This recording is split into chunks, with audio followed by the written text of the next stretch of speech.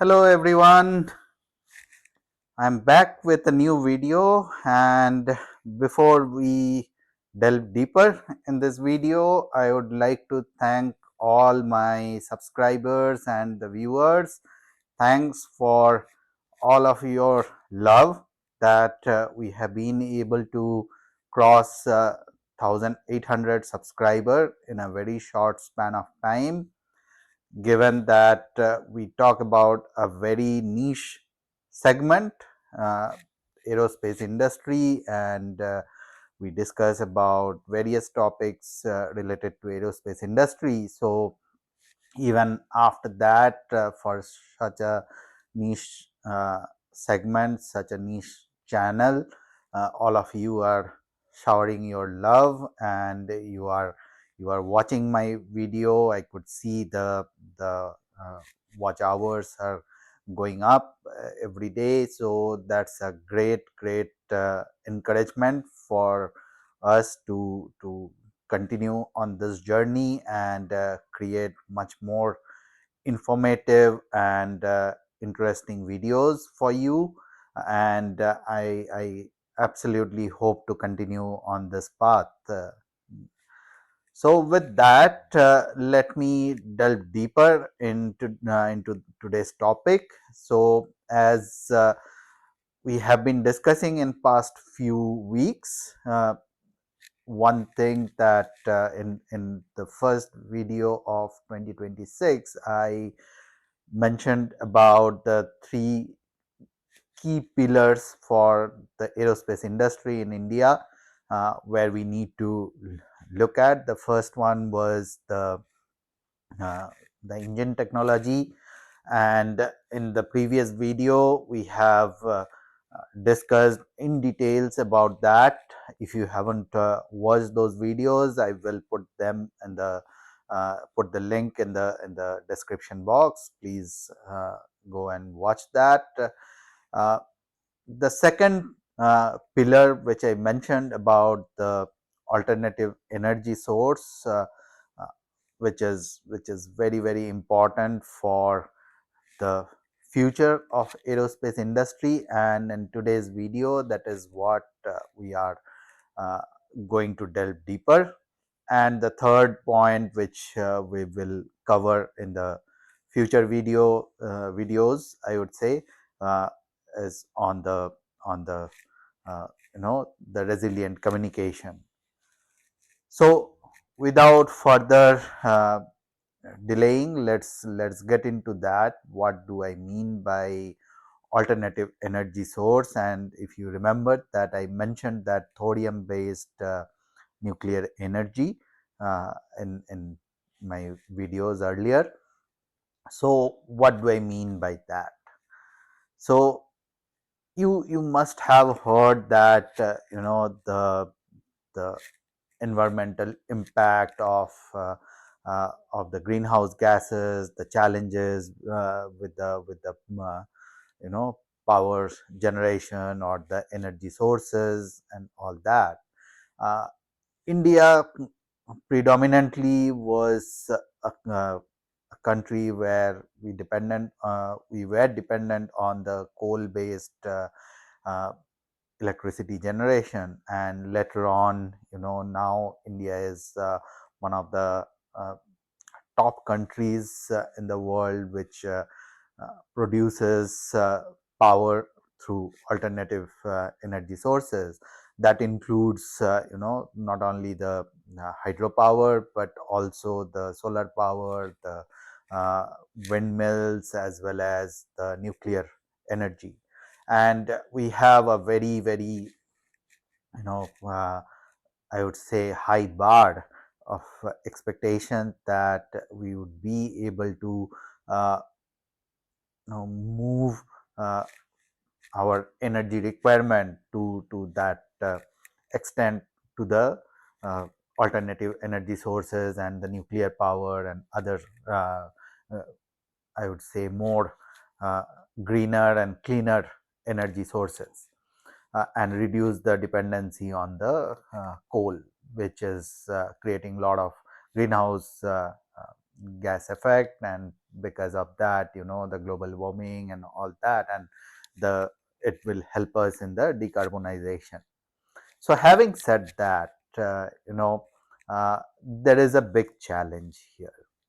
uh, the challenge is, India has already uh, have a goal of increasing our nuclear energy, uh, or electricity generated through nuclear energy.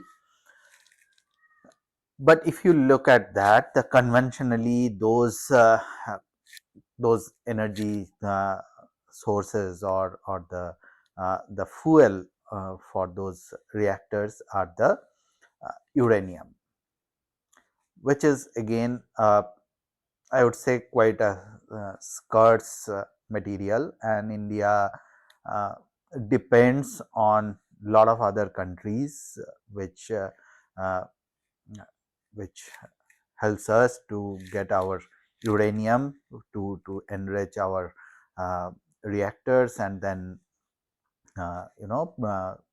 work as the fuel for those reactors to provide the energy.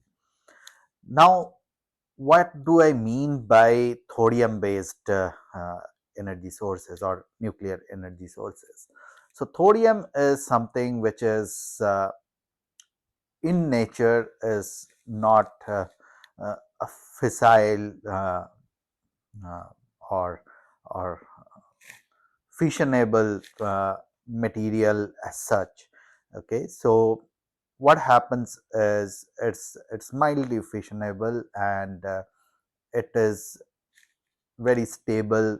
The thorium 232, which is uh, available in abundance, and India is probably, though we do not have a very um, uh, I would say very clear picture of that, or survey of the entire uh, reserve that we have, but globally it is accepted that India is the largest, you know, uh, having the largest reserve for thorium. Uh, so the thorium 232, what happens is that it is not a very I would say very actively radioactive material, or uh, a fissionable material on its own like uranium. But when it is irradiated, and it's bombarded with the neutrons, so what happens is it turns into a uranium 232, and which is a fissionable material, which is uh, which can be used for the uh, energy sources in our for or as a fuel for our nuclear reactors. So be very clear that this is not same as uh, the nuclear weapons or something like that. That's a completely different ball game altogether. So that's the uranium 235, which gets further fissioned, and then it's enriched to the plutonium grade, which creates the uh, or which makes the weapon grade nuclear sources. But this is completely different. The 233, uranium 233, which can be created from thorium 232, is a material which can be used for certain reactors, and yeah, India has already worked on some of those research, and uh, we have already created some of those reactors, but unfortunately it has not uh, gone in further to productization and commercialization as such.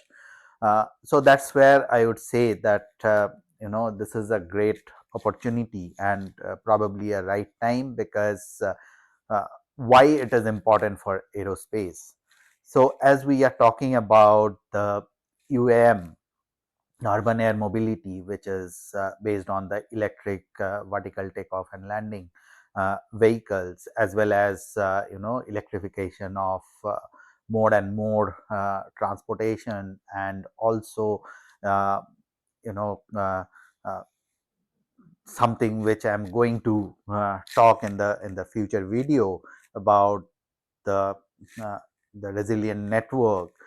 And you are already hearing a lot about the AI and the the big data and all those stuff. So uh, for all these things we need a lot more energy, because we need to create a lot more data centers to store those data, process those data, to increase the you know uh, our decision making speed, our network capability. So for that we need lot of energy, and the power grids will be overwhelmed if we do not create those energy sources early on. And that's where I see that this is very very important, because this is something which we have in abundance, and we can really utilize that. We are aware of the technology. We already have done some research, and IAEA, which is the world uh, body or world watchdog for atomic energy, also advocates this. So, and they also acknowledges that India is the largest uh, reserve for this monazite, from where this I would say this thorium can be extracted. Okay, so this is really a good opportunity for us to look at that energy source, and reduce the dependency on other fuel, which we often have to depend on some other some other countries.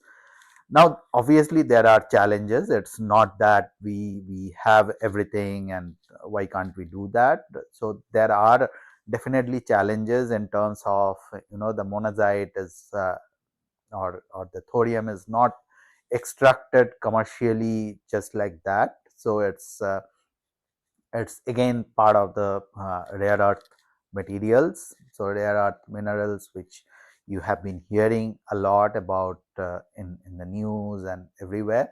So when we extract those rare earth minerals, the thorium is a byproduct of that from the monazite. So when we do that extraction, obviously there is this thorium being extracted, but it's not done in a commercial scale unless there is that requirement for rare earth materials. So that's where there is a challenge, but there is also an opportunity where we can really scale it up. We can commercialize it as the demand grows. It can be done at a optimized cost. And my my request to the government, as well as the research organizations and the industry, to come forward and work on those technology, those reactors that we already have created quite some times back, and see how best we can utilize that knowledge and enhance our the energy security. And this is going to be a very very critical pillar, uh, not just for our country's the overall energy security, but this is also going to be extremely critical for the aerospace industry in future, because the aerospace industry depends more and more on the connected technology, the data analysis, the resilient network, uh, and the huge set of systems and networks that work together to make things happen for the aerospace industry, and for which we would be requiring much more uh, power or the electricity than we do have today. So that's the reason why I brought this up. So I'm sure earlier you must be thinking that why the heck for aerospace industry I would talk about the alternative nuclear energy sources, because I could have spoken about the the green hydrogen, blue hydrogen, and other uh, hydrogen hydrogen uh, cell technology to power some of the aircrafts. I will definitely cover those technologies and those areas in future. But in today's segment, in today's video, I specifically wanted to cover this uh, thorium based nuclear power uh, portion. So I hope you like this video. I would request you to like, share, subscribe this video, because as you keep liking our video, you share our video, we get those inputs and the energy to come out with new and fresh inputs for all of you. I'm trying to share those information which you might have seen uh, here and there, but I'm trying to you know uh, make it much more easier for you uh, to understand. So please share, like, subscribe, and let us know your thoughts. Please send us comments. Thank you. Have a great day.